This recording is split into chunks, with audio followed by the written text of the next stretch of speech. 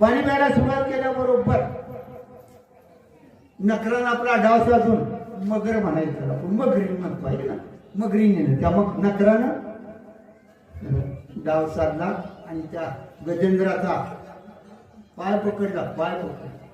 आता तो नक्र पाहिला तर 5 फूट लांब आणि 1 फूट रुंदीच्या अंगाचा असेल, आणि तो गजेंद्र हत्ती 7-8 फूट रुंद लांब आणि 12-15 फूट रुंद.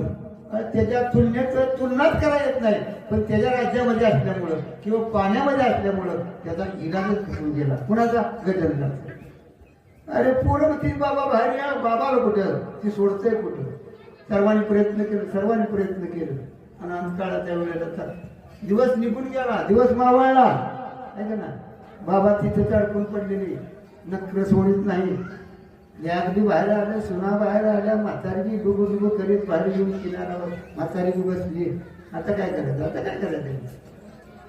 आता तिकडं त्याच्या ध्यानात आलं, आता निर्वाणी बोलली असे, आता हात मारायला पाहिजे.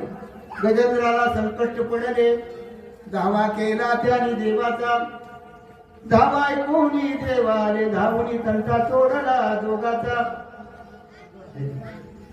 गजेंद्राला हात मारली, कोठे गुंतलासी द्वारकेच्या राया, वेळ का सतया. डाव्या मरायला लागली, मला का मोकळतोस, मी नाही तुझ्याकडे येता, मी तुझ्या व्यतीत नाही का, माझी मोकळी का करतोस, माझ्याकडचा काय उदार. कानावर शब्द आल्याबरोबर देवाला करुणीने हात मारली, करुणीने हात मारली का नाही देवाला. बस बस बस. कोठे गुंतलासी द्वारकेच्या राणा शब्द कानावर आला, चटकन उठून उभे राहिले. आई साहेब म्हणतात काय गडबड आहे. रुक्मिणी माता म्हणली का गडबड. आई साहेबाला म्हणला हा, आणि ती हातची बसी, हा आई साहेबांच्या जवळ आणि ती हातची बसी. इतका आम्हा घाली पाठी आपण काही काळा.